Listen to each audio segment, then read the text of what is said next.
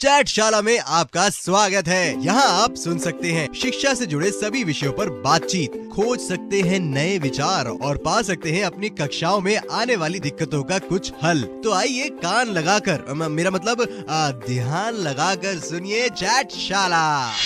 और आज हम बात करेंगे कंटिन्यूअस असेसमेंट यानी कि सतत आंकलन के बारे में।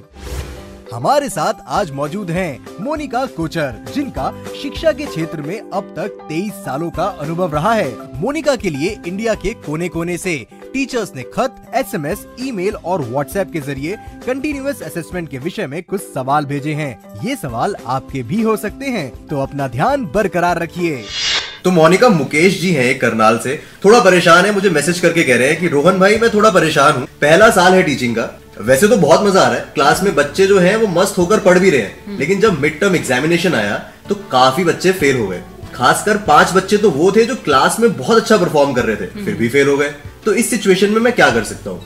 पहले तो मुकेश जी आपको बहुत बहुत बधाइयाँ। आप पहले साल में ही पढ़ा रहे हैं बच्चों को और आपने इतने मजे भी लिए और बच्चों के साथ खूब एंजॉय भी किया।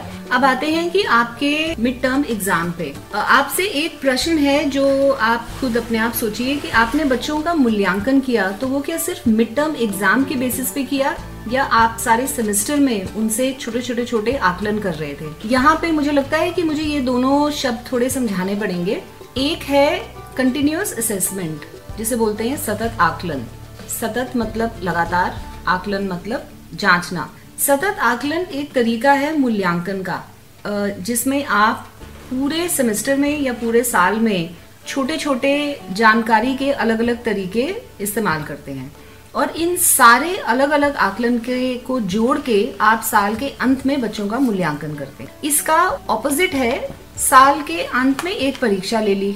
अब आप खुद ही सोचिए कि कौन सा मूल्यांकन का तरीका बेहतर है, साल के अंत में एक परीक्षा या छोटे छोटे से आपने आकलन लिए सारे साल और उनको जोड़ के एक मूल्यांकन किया। अब ये कंटिन्यूअस असेसमेंट या सतत आकलन के कई पहलू हैं। एक तो बच्चों के व्यक्तित्व के हर एक हिस्से को उभरने का मौका मिलता है, जिसे बोलते हैं कॉम्प्रहेंसिव। एक है सारे असेसमेंट या सारे आकलन को जोड़ा जाता है, जिसको बोलते हैं संचय या क्यूमुलेटिव। एक है कि आप देखना चाहते हैं कि छात्रों ने क्या पढ़ा है, जो भी उन्होंने पढ़ा है उसमें से कितना समझा है, इसको बोलते हैं डायग्नोस्टिक। और सबसे जरूरी चीज है कि अगर आप छोटे छोटे आकलन बीच बीच में लेते रहें तो आप बच्चों का मार्गदर्शन अच्छे से कर सकते हैं, तो इसको बोलते हैं गाइडेड। अच्छा, तो अब लगता है मुकेश जी जो हैं थोड़ा परेशानी उनकी कम हुई होगी। मुकेश जी अगर जो बहुत सारे आकलन छोटे छोटे लें सारे सेमेस्टर में तो उनकी जरूर परेशानी। लेकिन एक परेशानी और आई है। ईला जी एक पेरेंट है जयपुर से, वो कह रही है कि मैं खुद जो हूँ वो 10th तक पढ़ी हूँ और मेरा बेटा जो है वो 4th क्लास में है, लेकिन बेटे के हर हफ्ते कोई ना कोई एग्जाम होते हैं और बेचारा काफी परेशान भी रहता है और इसी चीज की वजह से काफी इरिटेटेड भी रहता है। तो बच्चों के ऊपर इतना बोझ जो है वो आखिरकार क्यों डाला जा रहा है? प्रश्न तो काफी अच्छा है और ये काफी पेरेंट्स को ये कंफ्यूजन भी है। बोझ तो बच्चों पे पहले भी था, आज भी है और मेरे ख्याल से आगे भी रहेगा। पर समझ लीजिए पहले जो उनके ऊपर बोझ था वो साल के अंत में होता था, क्योंकि परीक्षा को ही अंतिम विकल्प माना जाता। अब वो जो बोझ है वो समझ लीजिए सारे साल में थोड़ा सा बट गया है। तो सतत आकलन से बच्चों को कई मौके दिए जा रहे हैं प्रदर्शन दिखाने के। आपको जो लग रहा है कि हर हफ्ते एग्जाम हो रहा है, वो हर हफ्ते एग्जाम नहीं है, वो अलग अलग तरीके के असाइनमेंट्स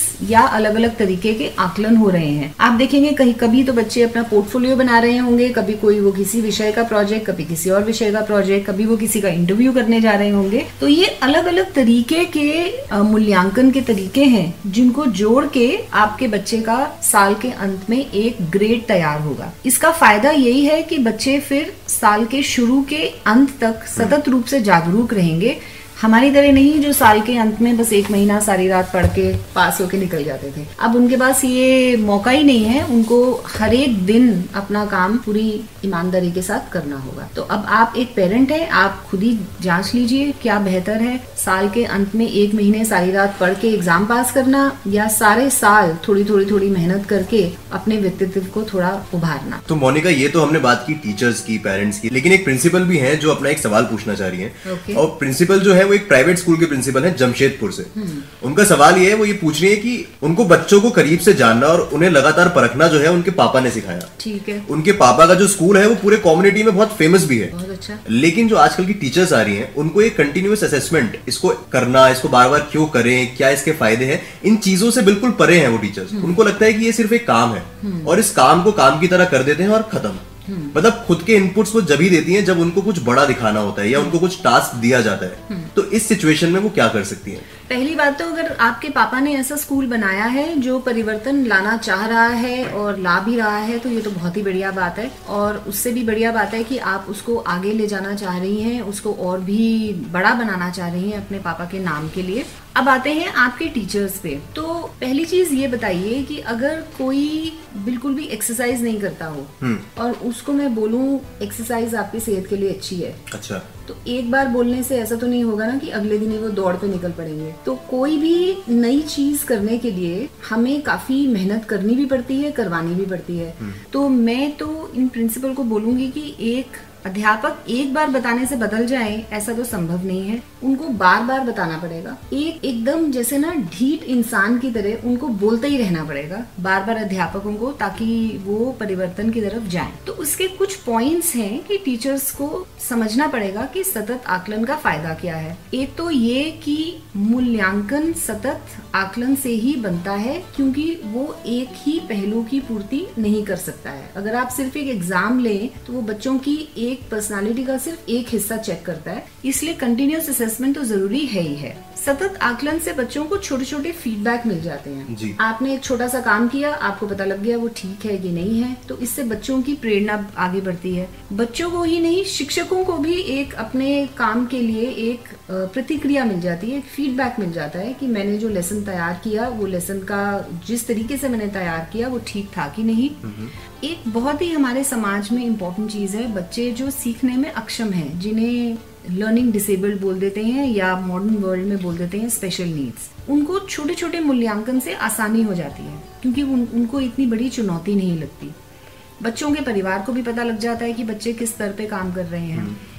और सबसे बड़ा फायदा मेरे हिसाब से छात्रों में थोड़ी एक आत्म जागरूकता, एक अवेयरनेस आ जाती है कि वो कहाँ गलत है। अच्छा। आप ही सोचिए साल के अंत में पता लगे कहाँ गलत है, उसका तो कोई फायदा ही नहीं है, क्योंकि आप अगली क्लास में चढ़ गए हैं। लेकिन अगर आपको बीच में पता लग जाए कि आप कहाँ गलत है कहाँ नहीं है, तो उससे कुछ आपके पास मौका मिल जाएगा और एक थोड़ा टाइम मिल जाएगा अपने आप को सुधारने के लिए। तो अब एक तो चीज प्रिंसिपल को जरूर करनी है कि टीचर्स को बार बार बताया जाए कि इसका फायदा क्या है। दूसरा है कि अध्यापकों को भी थोड़ा एक मोटिवेशन चाहिए होता है अपने काम में कुछ नयापन लाने के लिए। तो ऐसे प्रिंसिपल, आप तो जो अध्यापक अच्छा काम कर रहे हैं उनका थोड़ा सम्मान करें, उन्हें नए नए तरीके सिखाएं, उनके लिए थोड़े स्कूल में रिसोर्सेज लेके आए। जो अध्यापक संघर्ष कर रहे हैं उन्हें प्रोत्साहन दें, कुछ ऐसा समय दें अध्यापकों को जिससे वो एक दूसरे से सीख सकें, उनके लिए वर्कशॉप्स ऑर्गेनाइज करें।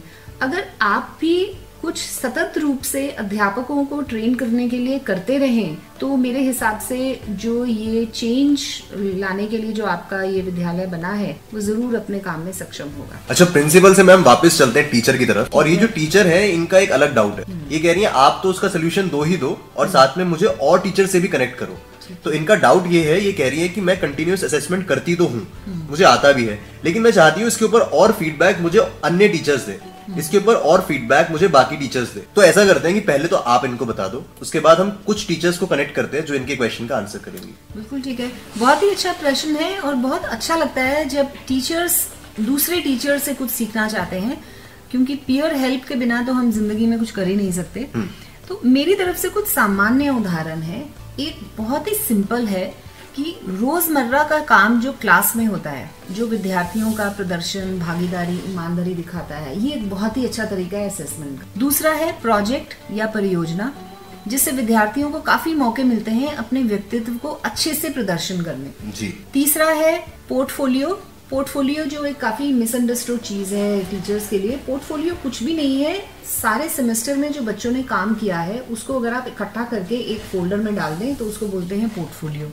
ये तो तीनों हो गए बहुत ही कॉमन तरीके। फिर चौथा है कि अलग अलग तरीके के टेस्ट ले सकते हैं। जरूरी नहीं है कि सारे टेस्ट वही एक ही तरीके के हों, कि मैथ्स में सिर्फ क्वेश्चंस, हिस्ट्री में सिर्फ क्वेश्चन और लंबे लंबे आंसर।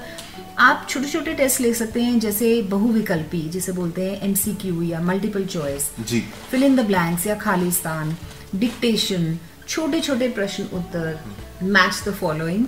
इस तरीके का आप अलग अलग तरीके के छोटे छोटे टेस्ट कर सकते। और बाकी मैं भी सुनना चाहूंगी आपके जो टीचर्स क्या कहना चाहते हैं अलग अलग विषय से, कि वो क्या करते हैं। तो मैम टीचर को कनेक्ट करते हैं। नमस्ते दोस्तों, मेरा नाम सरिता है और मैं पहली कक्षा में हिंदी पढ़ाती हूँ। एक बार एक कविता को पढ़ाते हुए मैंने सतत आकलन की समझ को इस्तेमाल किया। इस कविता के उद्देश्य जो मैंने अपने दिमाग में रखे वो थे अपनी बात को सहज रूप से बताना, दूसरों को ध्यान से सुनना, अनुमान के आधार पर अपने दिए गए शब्द पढ़ पाना। मैंने ये भी कोशिश की कि इस पाठ के दौरान बच्चों की बोली को भी पूरी जगह बातचीत के दौरान मिले। तो इस कविता को पढ़ाने के दौरान मैंने सबसे पहले बच्चों से पूछा कि आज सुबह सुबह नाश्ते में बच्चे क्या क्या खा कर आए हैं। जब बच्चों ने ये शब्द दिए तो मैंने एक एक करके ये शब्द ब्लैक बोर्ड पर लिख दिए। अब मैंने बच्चों से पूछा कि क्या वो बता सकते हैं कि उनका शब्द ब्लैक बोर्ड पर कहाँ लिखा है। बच्चों ने अनुमान के आधार पर पढ़ना शुरू किया। मैंने कोशिश की ये जानने की कि कौन से बच्चे अनुमान के अनुसार आसानी से पढ़ पा रहे हैं या किन बच्चों को ज्यादा दिक्कत आ रही है या वो समय ले रहे हैं। इसके बाद मैंने सारी कक्षा के साथ मिलकर एक बार वो शब्द दोबारा से पढ़े। अब हम कविता तक पहुंचे। उससे पहले मैंने पूछा कि ये जितने भी शब्द हैं इनमें से फल कौन से हैं और सब्जियां कौन सी हैं या अनाज कौन से हैं। बच्चों ने जब उसमें से फल निकाले तो फिर उन फलों में आम का जिक्र भी हुआ। जाहिर सी बात है। अब मैंने कहा कि आज की हमारी कविता आमों के बारे में है और एक लड़की के बारे में है जो टोकरी लेकर इन आमों को बेचने जा रही है। जब बच्चों ने वो कविता पढ़ी तो बच्चों ने उसका पूरा आनंद लिया। चर्चा के दौरान मैंने पाया कि कुछ बच्चे बात करते समय झिझक रहे थे। मैंने एक सवाल पूछा कि आपके अपने घर की भाषा या बोली में आम को क्या कहते हैं। इस पर इनमें से कुछ बच्चों में बातचीत का उत्साह फिर से जाग गया। इस पूरी गतिविधि के दौरान मैंने उन्हीं 4 बिंदुओं पर जो मेरे मुख्य उद्देश्य थे, यानी कि एक दूसरे की बात को ध्यान से सुनना, अपनी बात को स्पष्टता से या सहजता से कहना और उसके अलावा शब्दों को अनुमान के आधार पर पढ़ना और बोली का इस्तेमाल भी कक्षा में होने देना। इन 4 बिंदुओं पर मैंने ये आकलन किया कि कौन से बच्चे सहजता से अपनी बात कहते हैं, किन बच्चों को समय लगता है और इसके दौरान मुझे अपनी कक्षाओं में क्या परिवर्तन लाना है। क्या बात है। तो मैम अगला क्वेश्चन जो है वो आगरा की तरफ से आया है। अफजल जी ने सवाल पूछा है और ये पूछना चाह रहे हैं कि बाकी विषय तो ठीक है पर ये मैथ्स के टीचर है। अब मैथ्स में आपको टेस्ट लेना इज अ डिफरेंट थिंग और असेसमेंट करना इज अ डिफरेंट थिंग। अभी कहते हैं कि 4 FA होते हैं। 4 FA में कहते हैं कि 4 जो है असेसमेंट्स बनाओ, यानी 4 × 4 16 असेसमेंट्स आपको बनाने हैं। अब मैथ में 16 असेसमेंट्स ये कैसे बनाए, तो ये इनके लिए बहुत बड़ी प्रॉब्लम है। ये प्रॉब्लम तो है, लेकिन गणित में तो बहुत कुछ कर सकते हैं। पहले टेस्ट के बारे में बात करते हैं। जैसे मैंने पहले बताया कि अलग अलग तरीके के टेस्ट ले सकते हैं। MCQ, fill in the blanks, match the following. फिर दूसरी चीज है जो मैं जब ये अपनी वर्कशॉप्स करती हूँ मैं पूछती हूँ कि जरूरी है कि सारे टेस्ट 20, 30, 40 मिनट के ही हों। अच्छा। आप बच्चों के छोटे छोटे टेस्ट भी तो ले सकते हैं। कभी 5 मिनट का लीजिए, कभी 10 मिनट का लीजिए। मैंने तो एक बार 1 मिनट का भी टेस्ट लिया था जिसमें कुछ बच्चे तो पेन निकालते निकालते ही रह गए और 1 मिनट भी खत्म हो गया। उसके साथ कभी बच्चे अकेले काम करें, कभी ग्रुप में काम करें। आपके 2 तरीके के असेसमेंट हो गए। प्रोजेक्ट क्लास के अंदर किया या कभी बाहर किया। अच्छा। कभी कोई गेम खिलाया और कभी कभी मैथ्स में थोड़ी कविता और कहानियां भी लिखवा दीजिए। 16 तो आराम से हो जाते हैं। मैथ्स में कविता और कहानियां बिल्कुल लिख सकते हैं। ये कैसे लिख सकते हैं? श्री गूगल पे जाइए, आपको बहुत सारे मिल जाएंगी। मैथ्स के ऊपर कविताएं भी मिल जाएंगी। ये मैंने पहली बार सुना और मुझे लगता है जो मैथ्स के टीचर जिन्होंने सवाल पूछा है उन्होंने भी ये पहली बार ही सुना होगा। बहुत अच्छा है अगर वो इसको सुन के थोड़ा ट्राई करें। हम लोगों को सुनने में थोड़ा अटपटा लगता है क्योंकि हमारी एजुकेशन बहुत ही फॉर्मल रही है, लेकिन मुझे पक्का पता है कि जो बच्चे जिस तरीके के क्रिएटिव या रचनात्मक कार्य कर सकते हैं, अगर आप बच्चों से बोलें कि मैथ्स के किसी भी एक टॉपिक पे एक कहानी लिखें तो मुझे लगता है वो आराम से लिख देंगे। तो मोनिका, अब जो सवाल आया ना, इन्होंने एक सवाल में सब कुछ पूछ लिया। अब ये जो है कह रही है कि मैं रिमोट एरिया यानी कि पौंडीचेरी एक जगह है जो साउथ में है, वहां ये रहती हैं, और इनका सवाल ये है कि इतने आइडियाज कहाँ से लाऊं। सब बोलते हैं कि असेसमेंट करना है, बार बार करना है, कुछ नया लाओ, कुछ नया बच्चों को प्रेजेंट करो। इतने आइडियाज मैं कहाँ से लाऊं? मेरे पास तो रिसोर्सेज ही नहीं है। कहना बहुत आसान है कि रिसोर्सेज नहीं है। इसमें मैं आपको एक छोटी सी कहानी सुना सकती हूँ? जी जी बिल्कुल। मैं जम्मू में मैंने एक वर्कशॉप की थी जिसमें एयरफोर्स के नॉर्थ जोन के सारे टीचर्स थे। ठीक है। वो 3 साल से अपने स्कूल में continuous evaluation, continuous assessment implement कर रहे थे, और उनकी उस 3 साल में मेरे साथ जो वर्कशॉप थी वो पहली वर्कशॉप थी, और उनको काफी कुछ आता भी था। उनके पास इतने आइडियाज थे कि पहले 1 घंटे में ही मुझे वर्कशॉप का लेवल अचानक से बढ़ाना पड़ा, नहीं तो मुझे लग रहा था वो तो बोर ही हो जाएंगे। मैंने उनसे पूछा कि आपको किसी ने सिखाया नहीं तो आपने कैसे सीखा, और उनका जवाब बहुत ही इंटरेस्टिंग है। वो कहते हैं कि सीबीएसई की वेबसाइट पे सीसीई की एक गाइड दी हुई है। सीसीई तो सबको इंडिया में पता ही होगा। उन्होंने बस वो गाइड डाउनलोड करी, अपने स्कूल में ग्रुप बनाए, टीचर्स ने बोला सीसीई की गाइड में सब कुछ दिया हुआ है, हमने पढ़ा, एक दूसरे से सीखा, सिखाया और हमने लगा दिया। तो पहला जवाब तो यही है इन टीचर्स के लिए कि आप कहीं भी हैं हिंदुस्तान में, आप सीबीएसई की वेबसाइट से सीसीई की गाइड तो डाउनलोड कर ही सकते हैं। उसमें हर एक विषय के बहुत अच्छे से आइडियाज दिए हैं। दूसरा है, सीबीएसई की वेबसाइट पे भी बहुत सारे आइडियाज हैं जो हमेशा अपलोड होते रहते हैं। हर एक विद्यालय में कोऑर्डिनेटर्स भी हैं सीसीई के जो आपको सिखा सकते हैं। तो अगर अध्यापक थोड़े से प्रोएक्टिव, थोड़े सक्रिय हो जाएं तो मुश्किल काम नहीं है, मुश्किल सिर्फ शुरू में है। जैसे किसी ने मुझे बोला सबसे मुश्किल स्टेप होता है सिर्फ पहला स्टेप। पहला स्टेप ले लिया तो बाकी का आसान है। पहला स्टेप आप गाइड से शुरू करिए, आपको उसके बाद और उसके आगे बहुत स्टेप्स मिल जाएंगे। तो जैसे अभी आपने सीसीई के बारे में कहा, सेम जो है बहुत सारी टीचर्स जो है वो कंफ्यूज है इस चीज में। सीसीई और कंटिन्यूअस असेसमेंट, क्या ये दोनों चीजें सेम है या इनमें कुछ डिफरेंस है? सेम है भी और डिफरेंट भी है। कंटिन्यूअस असेसमेंट जब से एजुकेशन शुरू हुई है इस दुनिया में है। सीसीई तो अभी आया है कुछ साल पहले। सीसीई एक नीति है या एक पॉलिसी है हिंदुस्तानी गवर्नमेंट की, जिसमें उन्होंने बोला है कि बस अब ये कंपलसरी है, और उसके लिए एक बहुत ही अच्छी सी गाइड भी बना के दी है। लेकिन कोई भी अच्छा अध्यापक या अध्यापिका है दुनिया के किसी भी हिस्से में, वो कंटिन्यूअस असेसमेंट कर ही रहे होंगे अगर उन्हें सीसीई के बारे में पता है या नहीं है। बल्कि बहुत मजा आता है, बहुत जगह जब हम वर्कशॉप्स करने जाते हैं तो अध्यापक कहते हैं अरे ये तो हम कर ही रहे हैं, हमें तो पता ही नहीं था इसका नाम कंटिन्यूअस असेसमेंट है। तो इसका मतलब कि जो नेचुरल अध्यापक हैं, जिनको दिल से अपने आप ही पता होता है क्या सही है क्या गलत है, वो तो कर ही रहे हैं। पर हाँ, सीसीई ने इसको एक अच्छा सा रूप देके एक किताब के तरीके में प्रस्तुत कर, तो सतत आकलन मूल्यांकन करने का तरीका है। सीसीई ने उसको एक रूप देकर एक नीति दी है।